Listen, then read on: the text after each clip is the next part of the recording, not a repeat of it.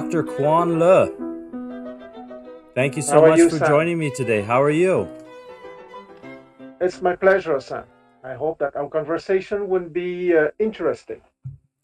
Me too. Me too. I have always admired your work. I've seen a lot of what you've done with our mutual friend Matt Arrett on the Rising Tide Foundation website. I love how you try and give a sense of universal history from China to India to ancient Greece, and in an age where there's so much attempts at dividing us along racial lines or religious lines, what really speaks to my soul is a sense of universal history, a sense of universal brotherhood, and win-win cooperation. So I'm really happy and excited to be speaking with you today. Um, I'd like to begin by asking you if you could give people who don't know a little bit of background. And I know that this is a big question, but if you could give a little bit of background in terms of the Chinese history of statecraft, because China is a nation with more than 4,000 years of history. It hasn't always been stable. Of course, it hasn't always been rainbows and sunshine, but China has developed throughout the millennia a system of cultivating very competent leadership. And I don't know anyone who is more capable of delving into the deep history of China in that regard than you. Okay, so uh, maybe the best approach, let's say, that's to talk about the Chinese aristocratic education. Is it okay with you? Absolutely. However you want to take it. Okay, so the story begins in 551 BCE with the birth of Confucius, and he died in 479 BCE. But why I chose him? Because he was at the middle and not at the beginning. As you said, if we take the criterion of written documents for Chinese history, China has 33 centuries of history. But if we take the criterion of civilizational matrix, China has 5,000 years of civilizational matrix, let's say. Okay. So the Shang Ying dynasty began in 1600 BCE and ended in 1046 BCE. The Zhou dynasty began in 1046 BCE and ended in 256 BCE. So you see that Confucius' life was at the middle of the Zhou dynasty. The aristocratic education was first created for the children of the hereditary nobility. But what happened with Confucius in the 6th century BCE is that he decided to give it to anyone willing to be a junzi, meaning a gentleman. A junzi, word by word, means a lord's son. Okay, so at the beginning, let's say uh, 2000 years before Confucius, it was simply a word for indicating that someone was born into the Chinese hereditary nobility. But from Confucius, it took a more fundamental meaning, meaning someone who has developed all the layers of his mind. Okay.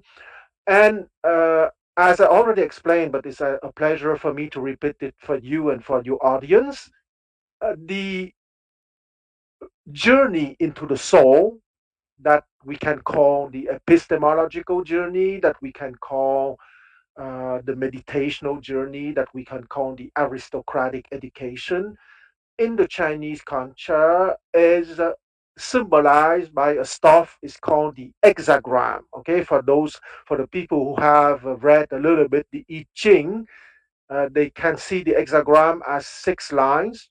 made by a first group of three lines, lines 1, 2, 3, that we call the lower trigram, and a second group of three lines, line 4, 5, 6, that we call the upper trigram.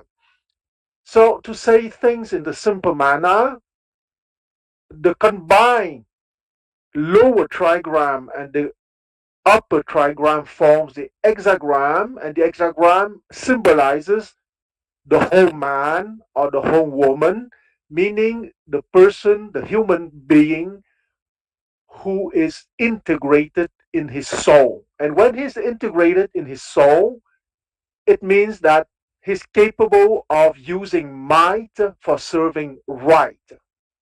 To say things in a simple manner, might is represented by the lower trigrams. Okay, line 1, 2, 3, and line 1 represent the vitality of the physical body and the senses perception.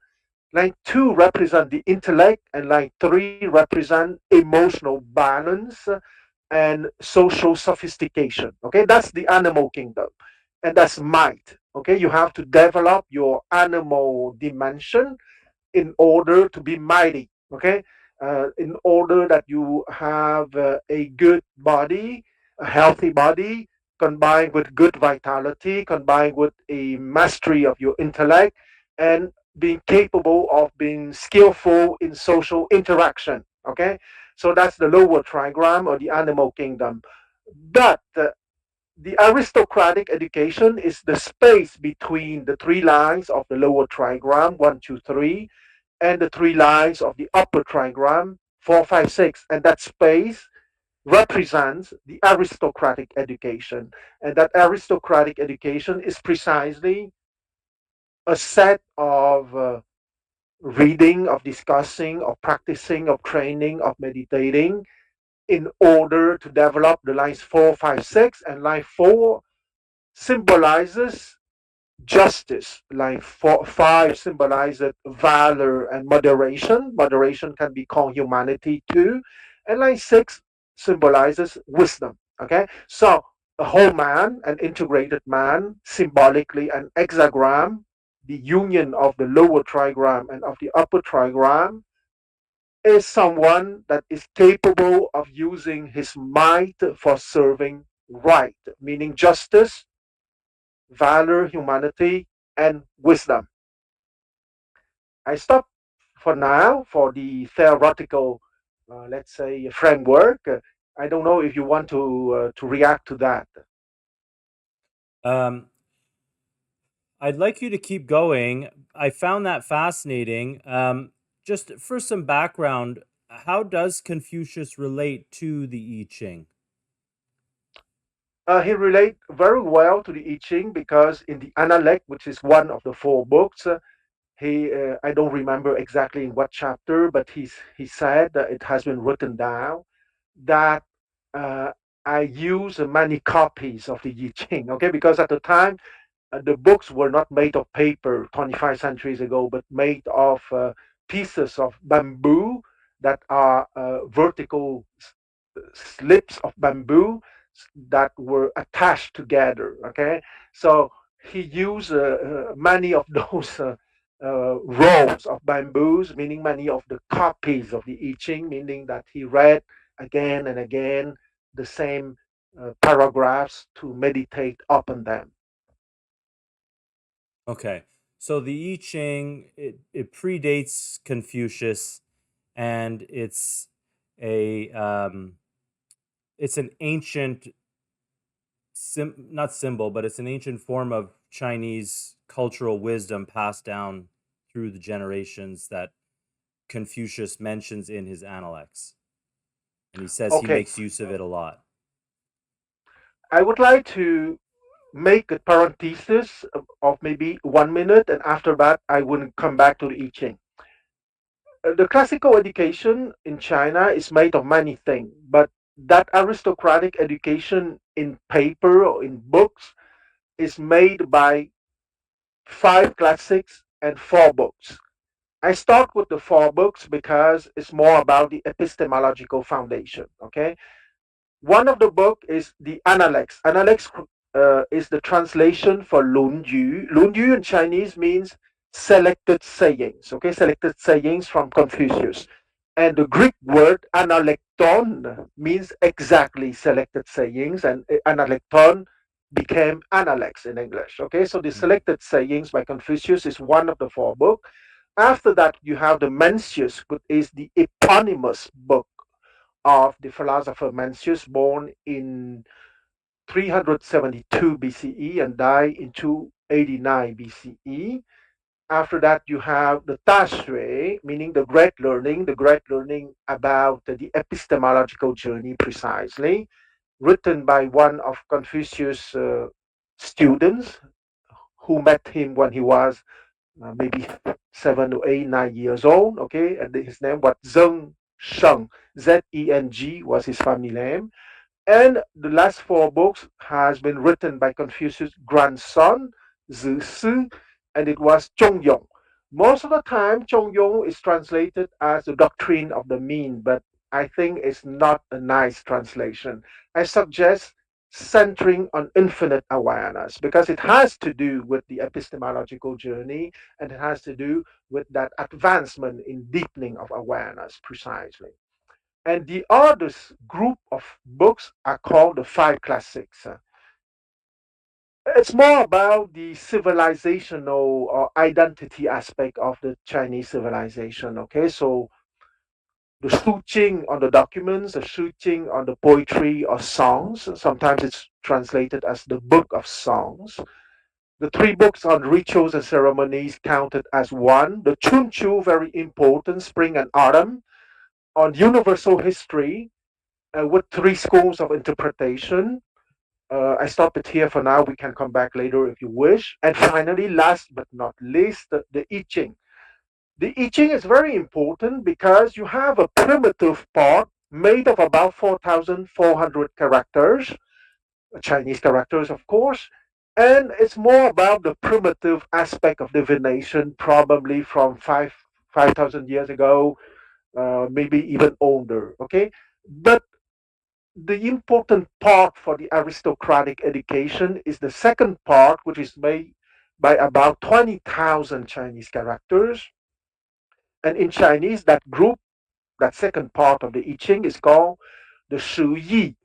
And the Shu Yi means the 10 wings, meaning 10 chapters. Okay. And in those 10 chapters, making 80% of the I Ching, is the cosmological, epistemological, and ontological teaching of the Chinese aristocratic education. So even if it has been classified with the five classics, it has a lot to do with the epistemological foundation as with the four books that I mentioned first. Okay, so this begins then the exploration of the classical Chinese aristocratic education, which anyone who expects to move into any kind of position of leadership or authority in China is expected to study deeply. Is that correct? Exactly, because you cannot have power if you don't have the mind that is developed enough for wielding power. Okay, that was the fundamental reasoning beneath that. And once again, it has been the privilege of the nobility till Confucius, meaning till around 500 BCE, 25 centuries ago, when Confucius, who himself was a nobleman, decided to give it to anyone wishing to improve his mind. And I would say that Chinese civilization truly changed from that moment because the pool from which we can have our rulers expanded tremendously. Of course, the hereditary nobility was still important because, after all, the Chinese Empire with different dynasty lasted till 1912. Okay, so the core hereditary component of those aristocratic men were still from the hereditary nobility. Okay, so in our conversation, when I want to talk about the hereditary nobility, I would say nobility, and when I want to talk about men or women having developed their mind, I would say aristocratic man. Okay, so there's a difference for me. Aristocratic man in the same meaning than Plato's meaning. Right, the best, Aristos, the best. Yes, And you don't mean man as in male centric, you just mean humanity. You mean it in the absolutely, classical sense. Um, absolutely. that's the same way that I use it as well, of course. Um, if I could just interrupt just for 1 second, because I'm just curious. You said that the I Ching is 5,000 years old. Is that correct? Do they have Oh any yes, idea because where it came from? okay, 5,000, not 5,000 years. Yes, 5,000 years ago, meaning around 3,000 BCE. Uh, there was a civilization that was called the Longshan culture. Okay, Longshan. So it was before the writing system. Okay, because the writing system was born around 1,300 BCE, around the same time that the Greek writing. But there was a civilizational matrix, okay, because we have archaeological evidence for those culture. And we have archaeological evidence of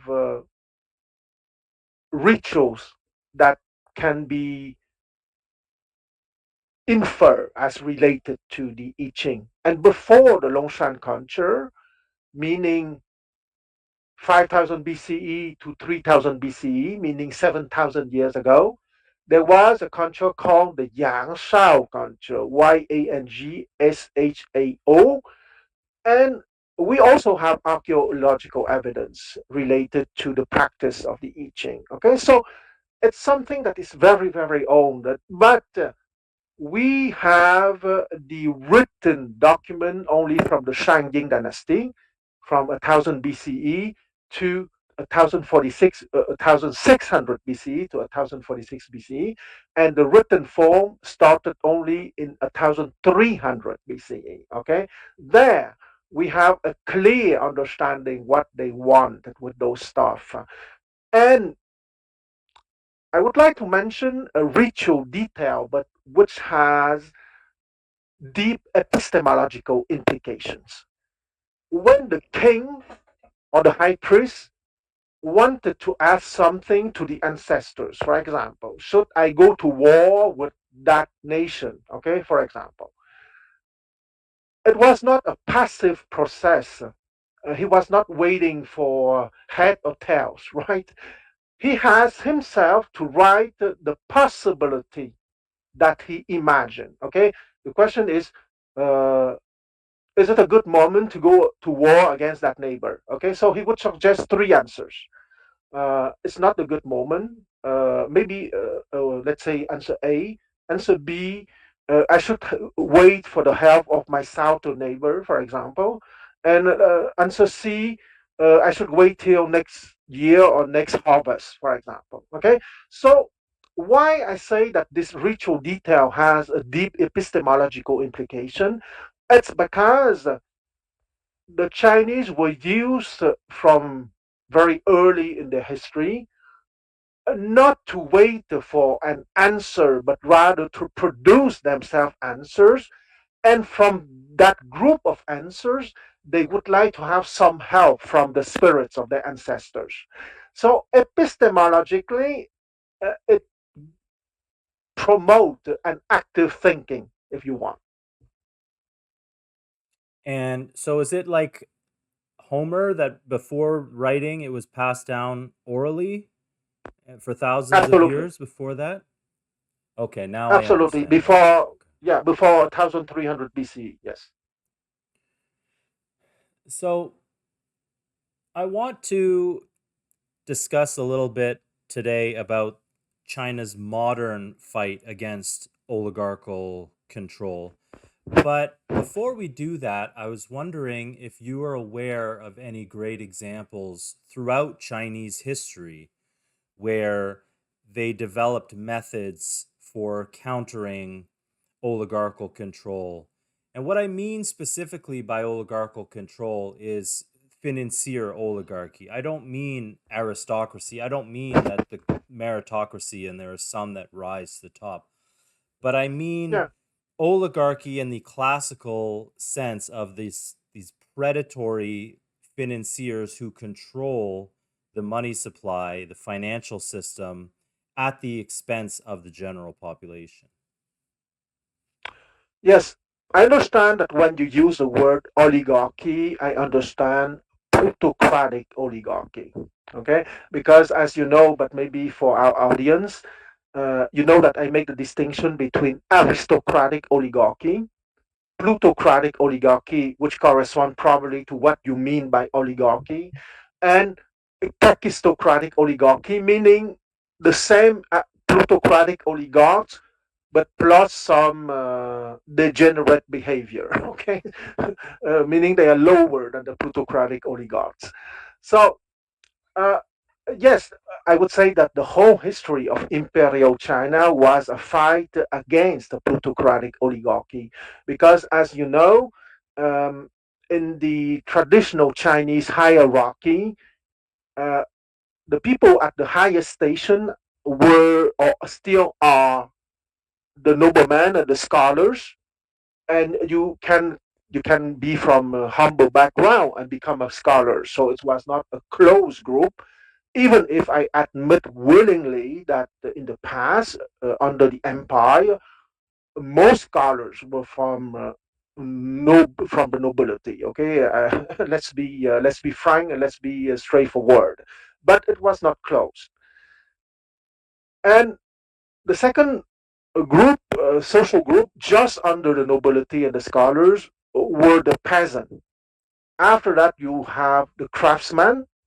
After that, you have the merchant. Okay, and the bankers nowadays would be put in the group of the merchants. Okay, so the merchant or the people making, let's say, money from trade and from money were uh, perceived as lowly people because they were not the creative in the basic meaning of the word creative. The peasant were creative because from their sweats and labor we got our food. The craftsmen were creative because they were making useful objects. And of course, the scholars and the nobility were people were creative because they were ruling and they were creating texts and education and so on.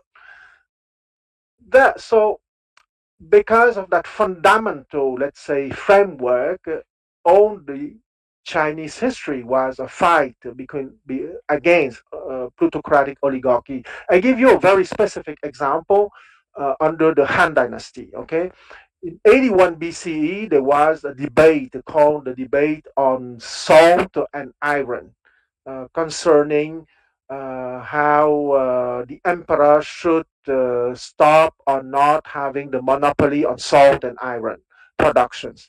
I will not go into the detail, but the group of scholars who wanted a close-minded Chinese empire lost against the group of scholars who wanted a broad-minded Chinese empire with a the state intervening into giving the education to the people and controlling the landlord. Because if the first group of narrow-minded scholars had won, China would have descended into a feudal state rather than a centralized empire. So that could be a very practical example, okay, of what I call the empire as a structure for improving the people's lives versus the feudal structure, who is more around people having privileges and capable of extracting labor and wealth. Of course, the Chinese Empire also was a machine to extract labor and wealth, but there was a redistribution under the form of social mobility and under the form of free peasants. Okay, because the Chinese peasant, they were of course subordinate to the nobility and to the scholars, but they were free people. Okay, they were not slaves, they were not serfs.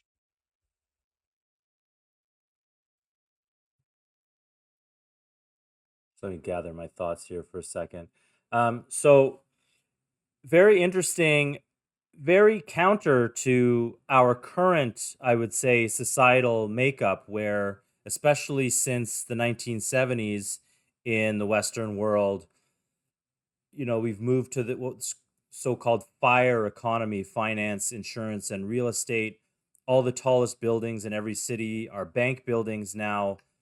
Um, the bankers are really at the top of the pyramid here, and you're saying that the lessons that we could take away from viable Chinese examples of, a healthy society is that they are actually in the lowest rung politically and socially, and that um, more venerated were craftsmen, and peasants. By peasants, I'm assuming you mean people who work the land, like farmers and things like that. That's what you Absolutely, mean by peasants.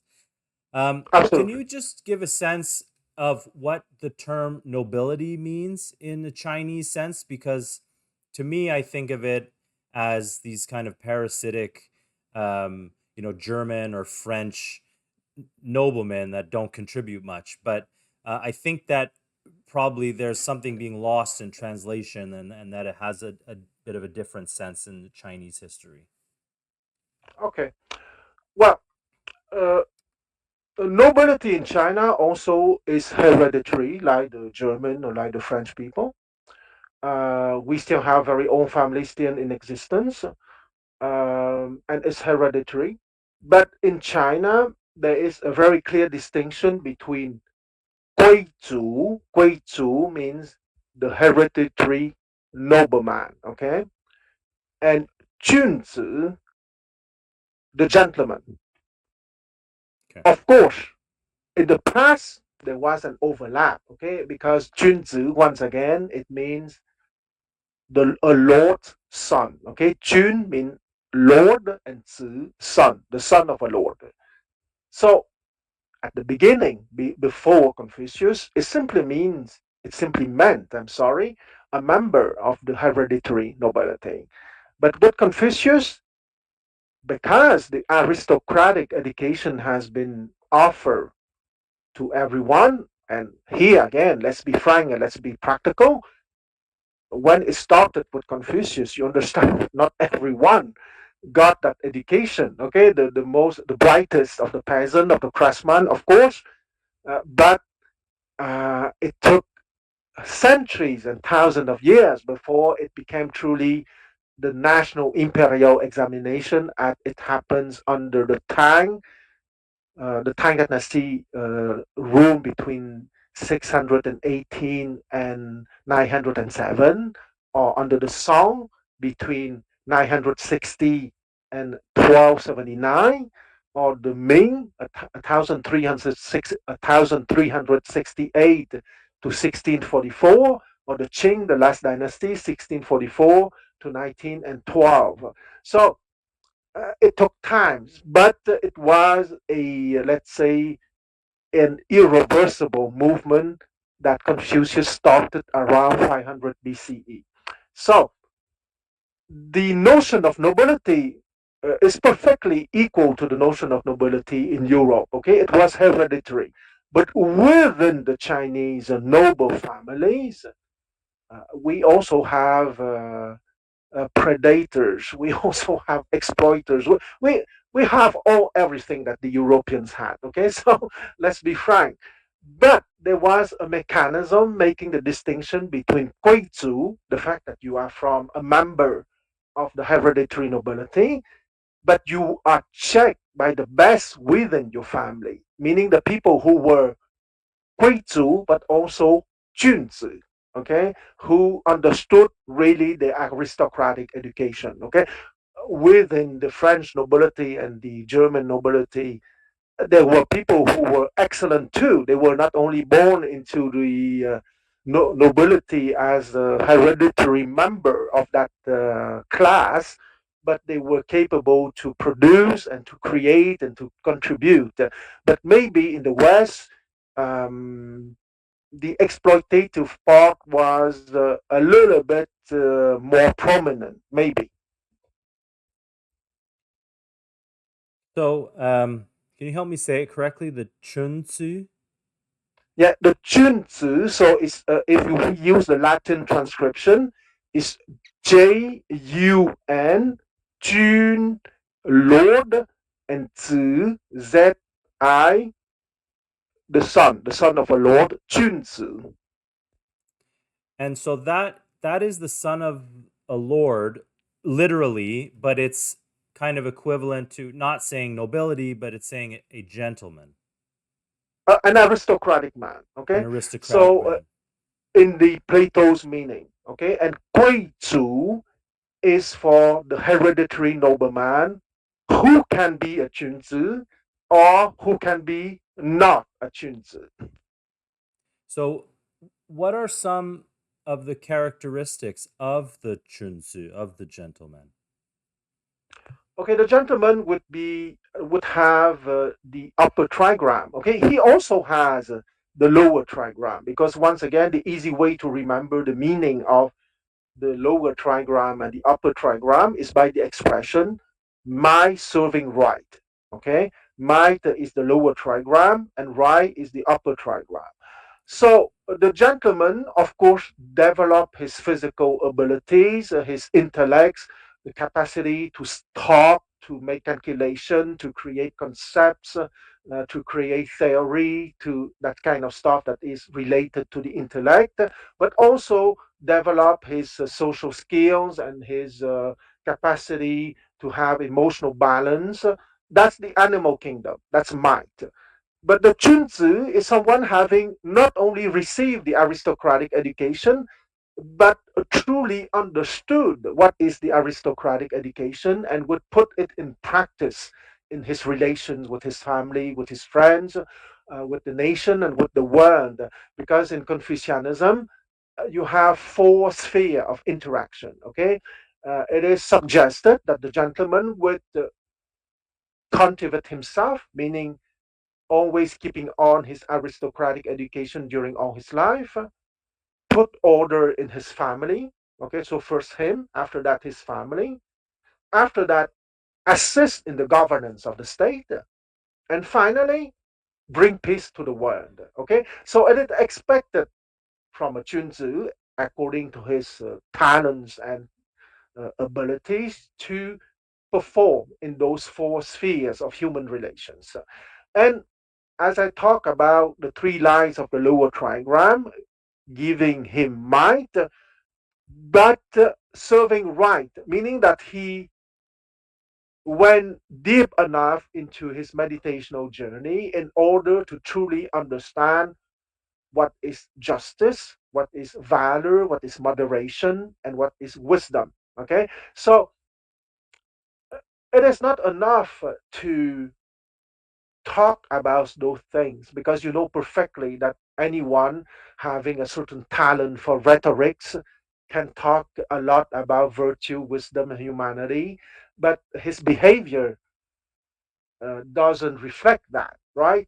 So the meditational journey of the aristocratic education is precisely to create that layers of the soul, okay, that the Chinese call the subtle layer of the high forms of justice, valor, humanity, and wisdom, and the very subtle layer of infinite awareness.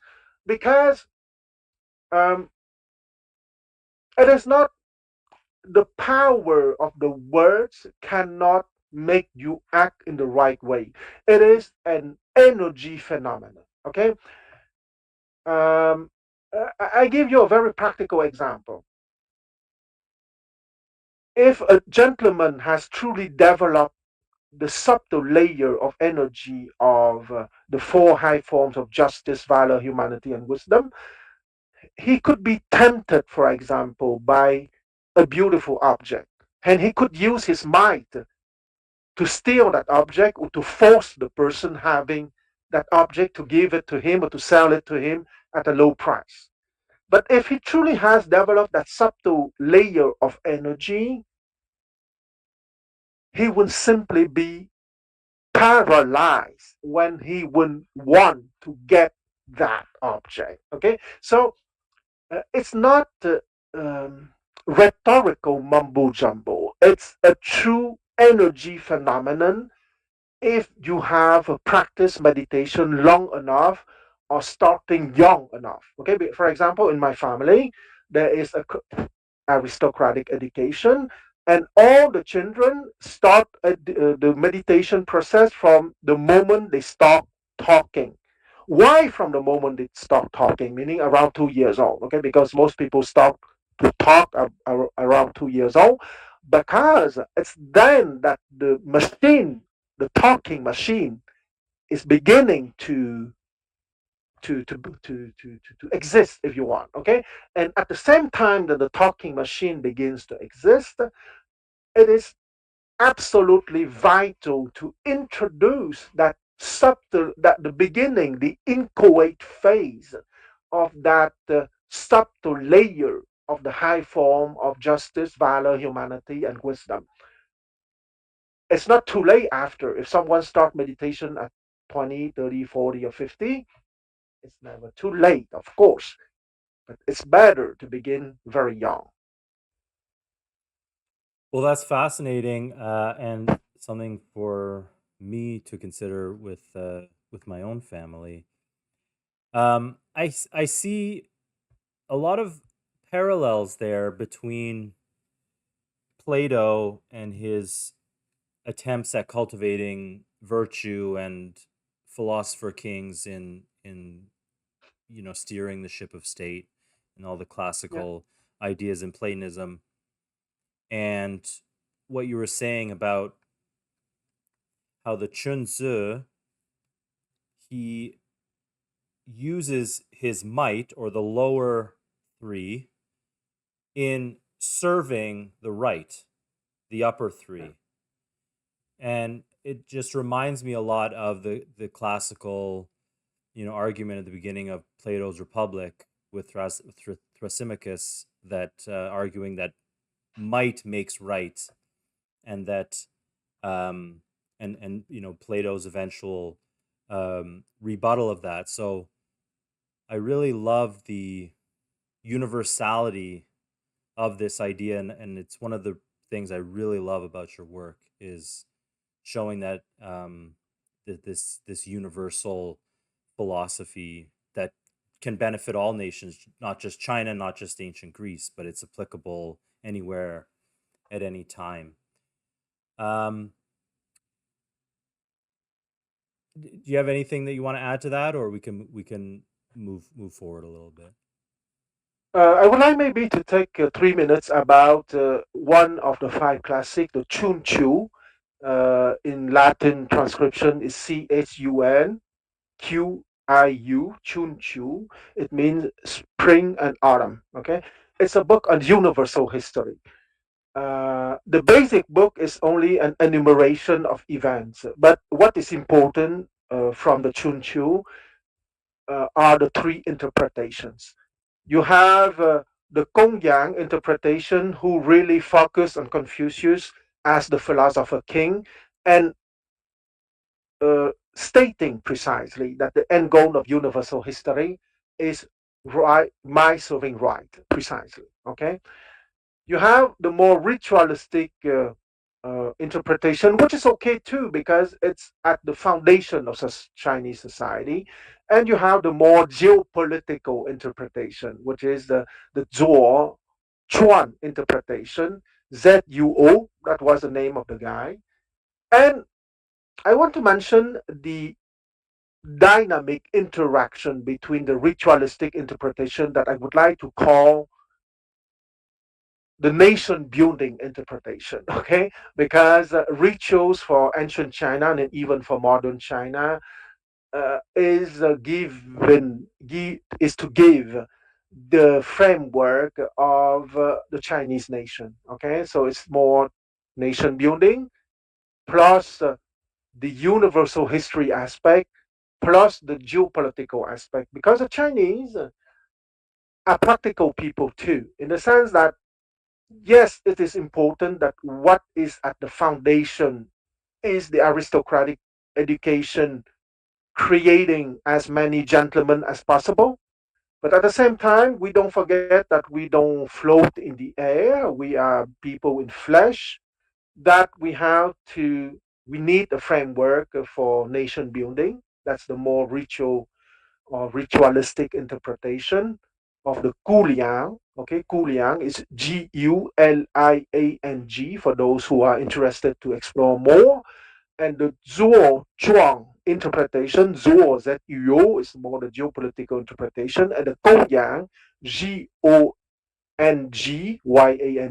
is for the universal history perspective. So it is, once again, the three interpretation is another way to say the synthesis or the union of the lower trigram might with the upper trigram, right, or the principles. Okay, so the Kuliang, the nation building plus the Zuo interpretation geopolitics is the lower trigram, with the upper trigram, right, meaning the Gongyang interpretation, seeing Confucius as the philosopher king within the framework of universal history understanding.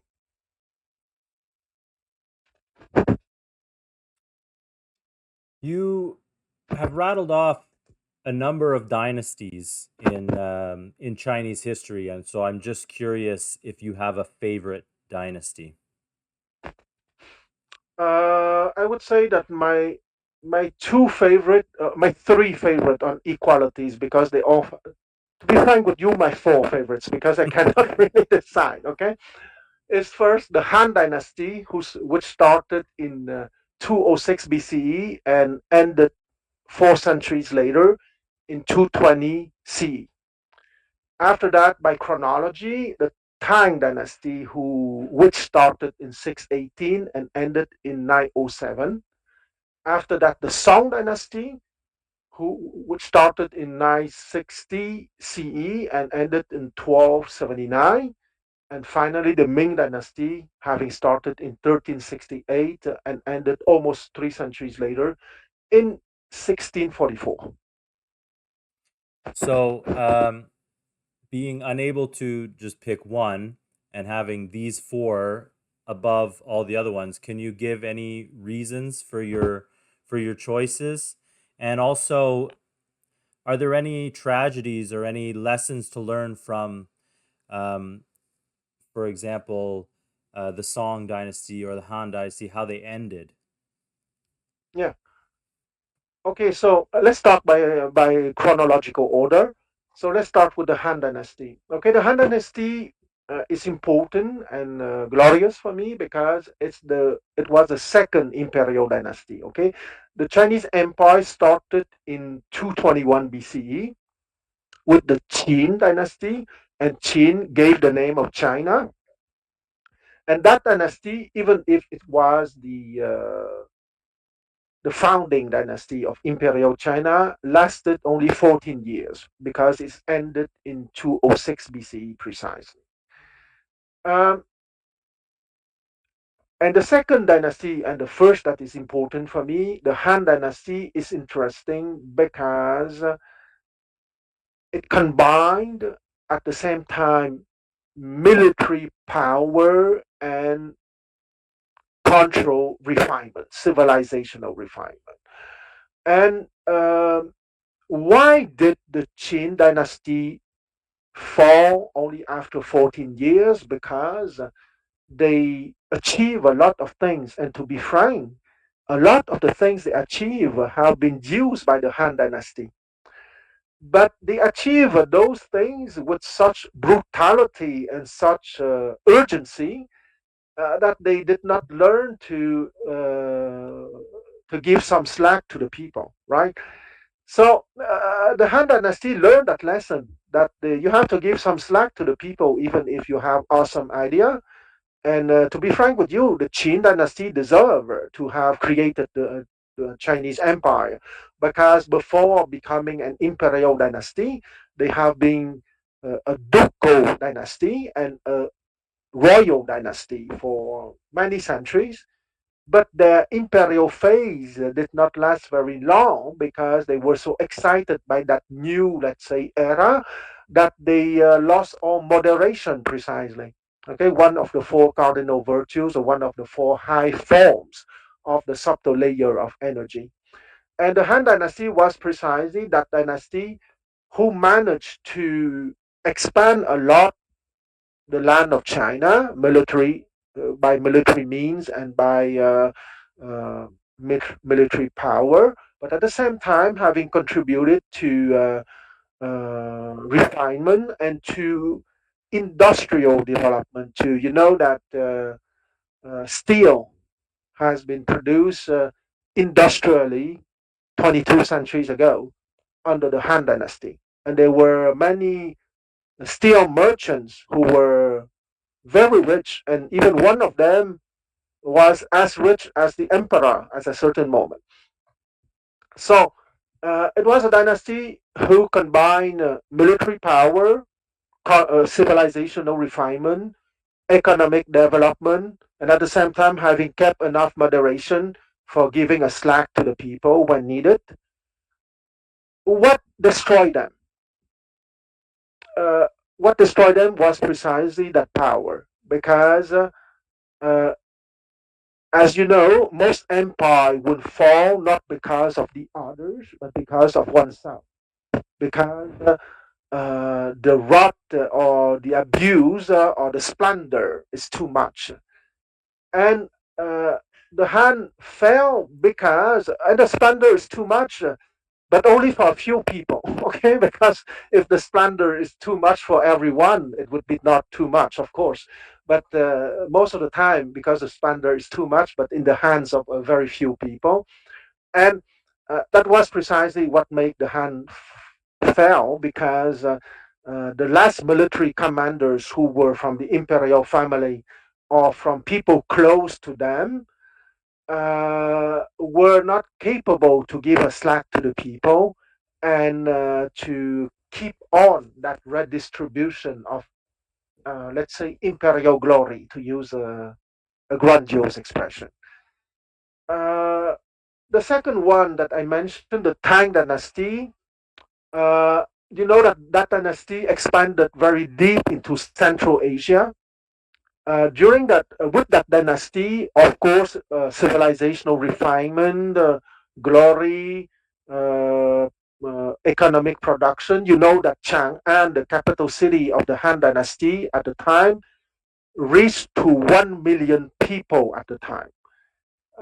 I forgot about the Han Dynasty. Also, the Han Dynasty was quite close to 1 million people too, around the year zero. Okay, so let's say maybe 800,000 people.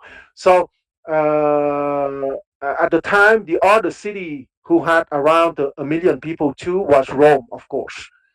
Yeah. So the Tang Dynasty then in 618 to 907, to come back to the Tang Dynasty, was also a dynasty characterized by military glories, industrial development, scientific development, uh, economic development, and but that dynasty expanded that much into Central Asia. You know that in 630, General Li Jing conquered the eastern Gokturk, and the emperor himself in 642, I think, or 645, conquer Li Shuming or Tang Taizong, conquer the western Gokturk.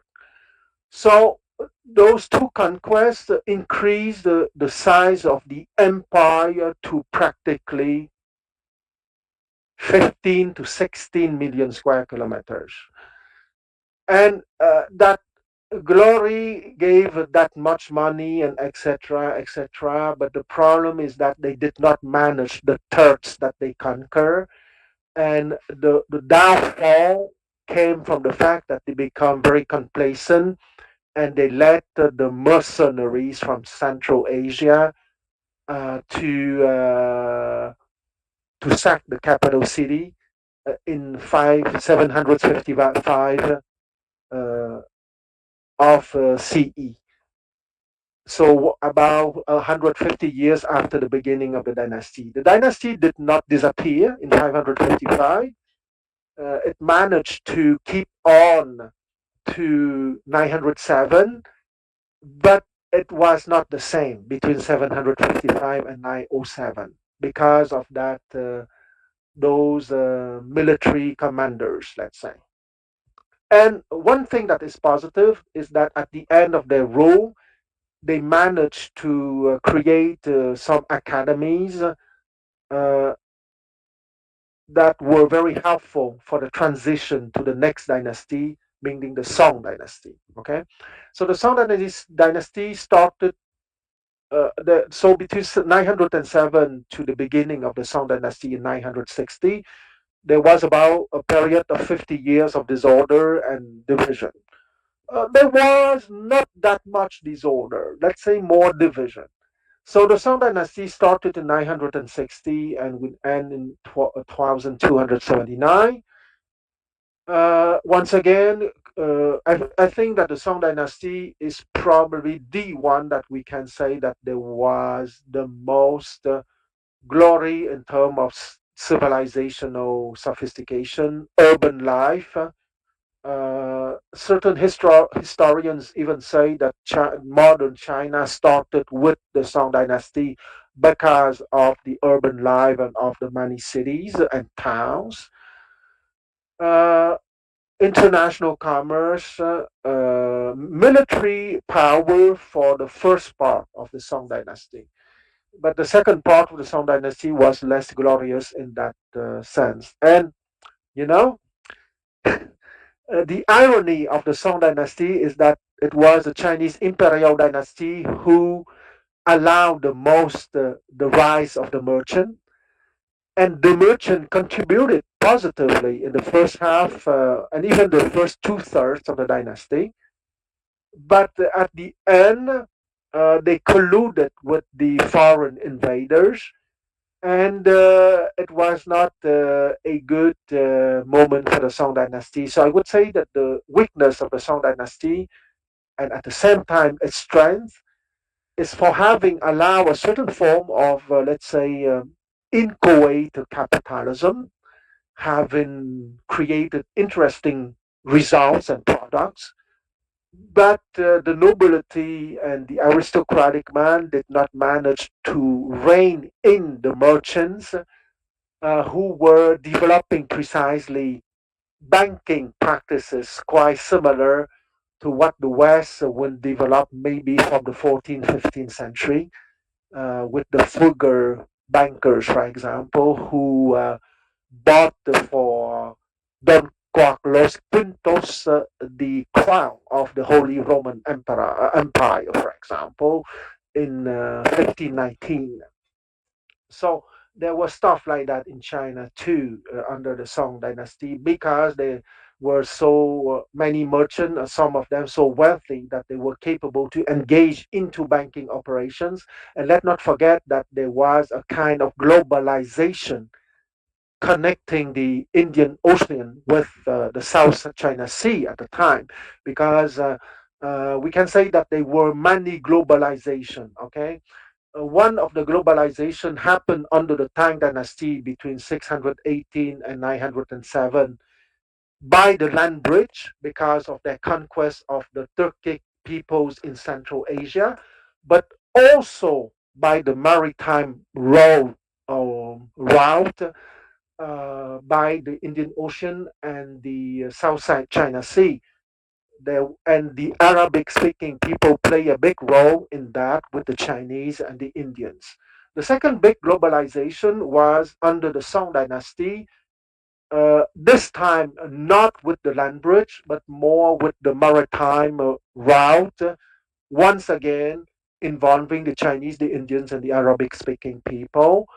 And the third, the big globalization, was under the Ming dynasty between 1368 and 1644, once again involving the Indian, the Chinese, and the Arabic speaking people. So I would say, I would pretend that before the globalization brought forth by the British Empire and by the Dutch Eastern Company from the 17th, 18th century, there were three globalization in the hands of the Chinese, the Indians, and the Arabic speaking people, corresponding quite precisely to the Tang dynasty, 618 to 907, to the Song dynasty, 960 to 1279, and to the Ming dynasty, 1368 to 1644. Then, and finally, the Ming dynasty, I would say that it was practically for the same reason, for the positive side, but also for the negative side, meaning they lost control of the merchants at the end, and most of the times those people. And here, maybe there is something that is, let's say, common with the West, that the merchants don't have motherlands. Okay, they don't have. They have their motherlands is money. So most of the time, the Chinese imperial house would be betrayed by a group of merchants that would collude with the invaders coming from Central Asia or coming from the ocean. If we talk about the last dynasty, the Qing, having started in 1644 and having ended in 1912. So it's interesting here because it is true that that plutocratic oligarchies in the plural form share one thing beyond the culture, beyond language, and beyond physical appearances, is that they don't have motherlands. They would collude with anyone, anything, any situation that would increase their money, and not necessarily taking into account what I would call a land base or an identification to a land or a nation. There's valuable lessons in there today, as one of the critiques of our current oligarchy is that they sit above nations. They have no home themselves, and they've engineered a world where the global system serves them by allowing them to move money around to all these offshore places with very little oversight and regulation, and completely bypass any kind of authority of nations. Um, I want to move on because I think we're in a good place to transition to some questions about the more modern history of China. But before I do that, one thing that I took away from what you just said about the Qin dynasty, and they didn't last very long. And would you say that the Qin dynasty lost the mandate of heaven? And can you expand a little bit on the role of the mandate of heaven in Chinese philosophy and Chinese history?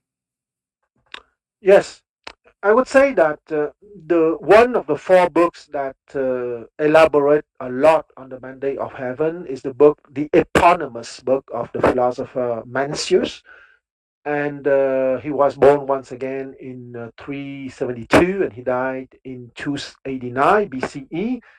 And the mandate of heaven is very simple. You have the might for serving right. If you don't use your might as the ruling family or the ruling group, if we talk of aristocratic oligarchy, if you don't use your might for serving right, you are no more a ruler. Okay, and in the Mencius, once again, I don't remember the exact chapter, but when a ruler doesn't follow the precepts or the principles of the mandate of heaven, even if he has the name of ruler, he's no more a ruler. He's a thief in reality because he uses his mind for his own benefit or for his own family's benefit or his own plutocratic group benefits, let's say. And the mandate of heaven, once again, is very simple. Okay, as a ruler, you have to plan, to think, to create methods to uh, gather together people for creating food security, shelter, transportation, education, public security, entertainment, but the high quality entertainment, civilizational sophistication, even civilizational glory, military power that is good enough for defending your land, the basic stuff that we expect any ruling group to be responsible of and to, let's say, deliver at least to a certain level. Yeah, there's a certain universality there as well, which which I really love, and I wish that people in the West could grasp this concept a lot more fully, because there's a lot of parallels in Western thought, especially Plato, um, about philosopher kings, being full of virtue in their rule, and steering the ship of state correctly with the mandate of heaven. And I think it's fairly obvious that our current parasitic ruling class has completely lost the mandate of heaven in the West, but there is no corresponding revolt or upheaval from the people, at least not yet. Um, so we went from the Ming to the Qing dynasty, Yeah, and that was the last one. And um, correct me if I'm wrong, that was overthrown with the Boxer Rebellion in uh, 1912, or was that a bit earlier?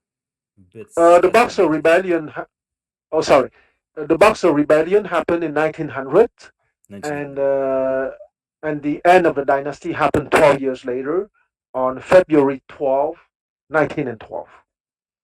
And that also was the dynasty involved in what is now called the Century of Humiliation. And Absolutely. can can you give a sense of, because China, now I'll tell you what I learned in, I have a bachelor's in history in from Canadian University, and I took two courses on Chinese history. And one of the takeaways from those courses was the name of China in the Chinese language loosely translates to the Middle Kingdom, and that they one of the things that I really like about Chinese history is that they are not imperialist. They don't go overseas looking to expand, more and more territory like a lot of Western empires did, because they saw like a lot of land. They absorbed a lot of their neighbors into the Middle Kingdom, and their philosophy was that if they had, fights with Japan or with whoever it was, that they would absorb it eventually, and that their their tendency and their natural progression was to just continue being the Middle Kingdom, and absorbing these opposing forces that would come up um, every once in a while. And this has given rise to the more than 4,000 years of Chinese history. Am I close to the mark? Am I way off the mark on that? Yes, just a small detail, a small pedantic detail. 中国 means the central nation. Central Okay, nation. and okay, let's take the modern name. Okay, for China, which reflects all her history, is 中华人民共和国. And most of the time, 中华人民共和国, well, most of the time, always in English, 中华人民共和国 is translated by the People's Republic of China. It's not wrong, but it's not really true. because the true translation I start by the first two characters. 中华. 中华 means the splendid central civilization. So the Chinese sees themselves as a civilization, or even more. And here I want to be very sincere, maybe even a little bit pretentiously, as the civilization. Okay, so you know that sometimes I call the Westerners delusional entitled morons. Well, the Chinese also can be delusional entitled morons in the sense that they have a very deep love for their own culture and their own civilization. Okay, so the Chinese see themselves as members of the splendid central civilization. In Chinese, two characters, 中华. So 中华人民共和国 means the commonwealth of the peoples of the splendid central civilization. That's the true translation of the long form of China's modern official name. And that long modern official name of China is a whole reflection of her civilizational anchoring, if you want. Okay, because as you said, in the past, China conquered the neighbors and so on. Because if we start with the China right now is about 10 million square kilometers. Okay, the Qin dynasty, the first one, which lasted only 14 years, was about 3.5 million square kilometers. The Han dynasty was about 5 million square kilometers. The Tang dynasty, at the highest extension, when the Gokturn in Central Asia have been conquered, was 15 million square kilometers, but the core of the Chinese empire at the time was 5 to 6 million square kilometers. Okay, for a point of comparison, the Roman Empire at its highest uh, size, at its highest extension, was about 5 to 6 million square kilometers too. Okay, so to give a point of comparison. Then, with the Qin dynasty, China got boosted to 12 to 13 million square kilometers. Because of the century of humiliation, China lost a lot of territory and is now 10 million square kilometers. And as you said, Sam, I would be very surprised that the Chinese rulers would want more lands. They want to keep China like that. They want expansion in terms of trade with everyone. Okay, they want, if there is a restoration of a kind of Chinese empire in the 21st century, it would be a trade empire. It would be a technological empire. Okay, because you know that there are a lot of improvements, creativity in terms of technology in China right now, and but China used that to improve the lives of the Chinese, and offering technological and industrial development to Southeast Asia, to Central Asia, to Africa, to Latin America, and even to the US, if the US was willing to receive some suggestions. So if there is a restoration of the Chinese empire, it would be much more through the trade dimension and the civilizational dimension and the technological dimension and the scientific development. That's my understanding. That's mine as well. I'm glad to hear you say that because that was my understanding as well. And certainly, there's nothing wrong with expanding your influence through, trade and commerce, and that's typically not what European empires did it with. So, speaking of European empires and the Qing Dynasty and the Century of Humiliation, can you elucidate a little bit, like, given China's long history, how how were they what happened to cause them to degenerate to such a point that the Century of Humiliation could even occur? Well, maybe the Westerner are the present day delusional entitled morons. The Chinese of the 18th, at the end of the 18th century, beginning of the 19th century, were the delusional entitled morons of the time. Maybe you know that in 1793 there was an embassy from the British. Yes, we can call the British Empire. It was the beginning of the British Empire at the time. So there was a embassy from the British Empire in 1793 with Lord Macartney coming to the court of the Qianlong Emperor, who ruled between 1735 to his death in 1799. So he had a very long reign. And well, the Chinese Empire was quite prosperous at the time. At least there was a beautiful appearance.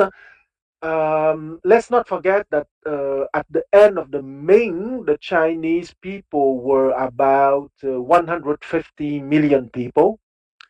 And at the end of the rule of the Qianlong Emperor, the Chinese people doubled to 300 million people. Okay, so and at the end of the 19th century, in 1900, notwithstanding the humiliation, notwithstanding the political decline, the Chinese people expanded to 400 million people, all the same. So once again, I'm coming back to the fact that Chinese were the delusional, entitled morons of the time because when McCartney came to the Beijing court, infamously, the Qianlong Emperor wrote a letter to the King of England.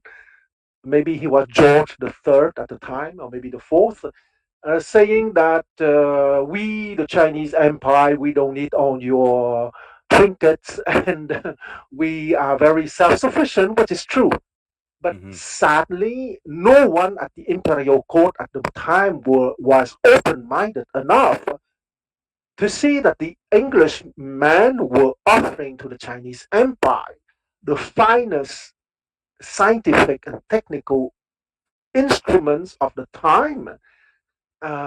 And had someone at a high enough position at the time understood that, China would not have gone through the century of humiliation. Okay? And the British came to offer those things.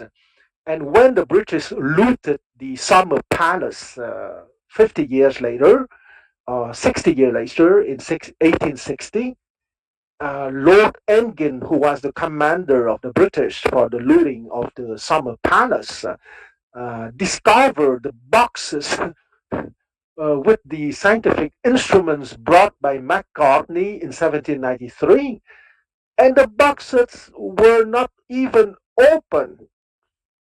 And each time that I think about that, I just pull my hair. So I said that once again. I know I repeat that for the third time because maybe it wouldn't avoid for the Westerner to live such a disaster because they are right now the present delusional entitled morons, as the Chinese were the delusional entitled morons in 1793.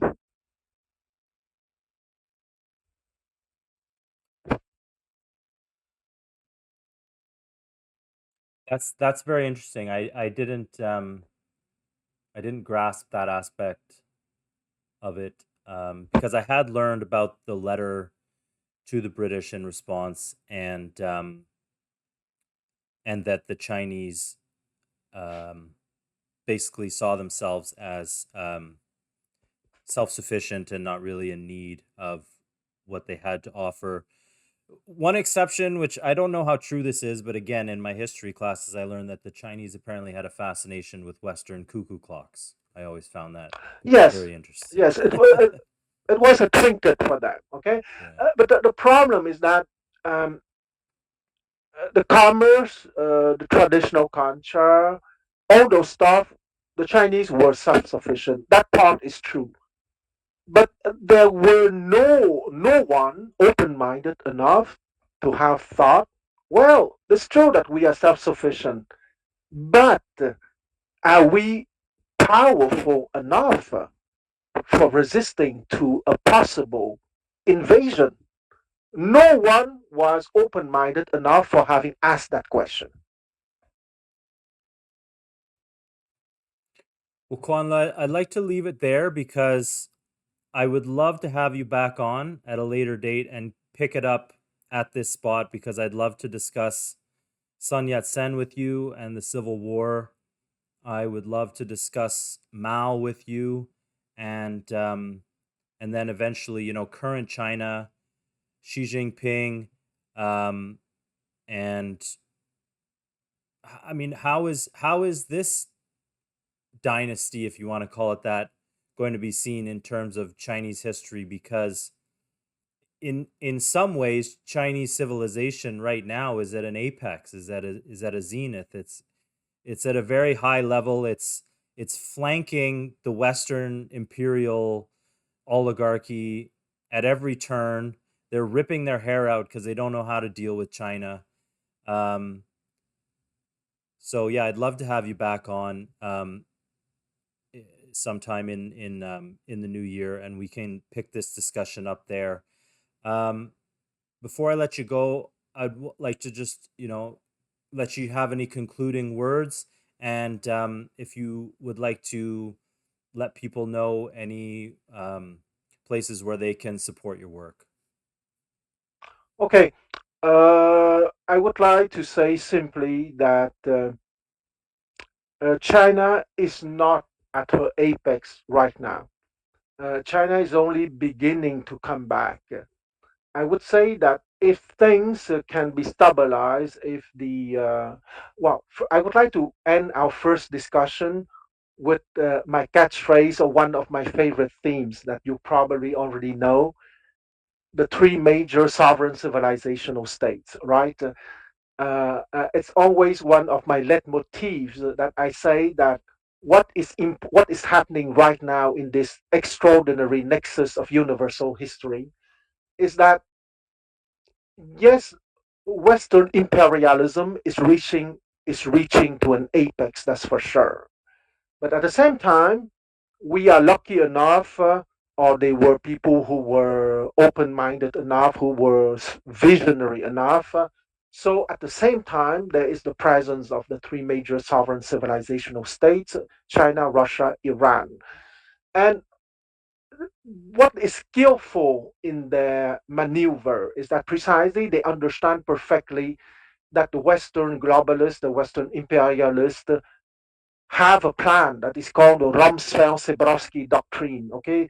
Meaning creating as much disorder and chaos as possible across the world in order to allow them precisely to keep on their extracting endeavor or their extracting piracy. And the three major sovereign civilizational states, or at least the rulers of those three sovereigns, are smart enough not to fall into that trap, but rather to create an alternative world with different financial institution, different scientific institution, educational institution, justice institutions, technical development institutions, and offering an alternative for people who need to export their raw products and their commodities, like the Africans, for example. So I would like to end on that note because I hope that I'm not wrong. Maybe it's my wishful thinking. I think that we are truly in a special nexus of universal history in the sense that we have everything that are needed to bring on a new era. It doesn't mean that it wouldn't come by magic. It wouldn't have to be, there are a lot of work and of stuff to do, to be done in the next 25, 50 years. But I think that for the first time in the history of mankind, there is a conjunction not only of people who wish justice, but precisely to come back to the beginning of conversation, they are people who are mighty enough and who are using that might for serving right. So once again, China is not at her apex. It's probably more in 100 years. But probably I would have the great pleasure to discuss those things with you later on. Okay, that's a great place to end it. I completely agree with you about the Rumsfeld. What was the doctrine? Sebrowski, Rumsfeld Rumsfeld. Sebrowski. Yeah, I mean it's a pattern going back through centuries of encouraging division and war and things like that as a method of control. And one of the hopes of what I'm trying to do here is encourage everybody to see through it, exactly as you just said. These three sovereign powers are seeing through it as well. So, God willing, and God bless you, Kwan. Thank you so much for your time today, and I can't wait to do this again. My pleasure. See you, Sam. Thanks, Kwan.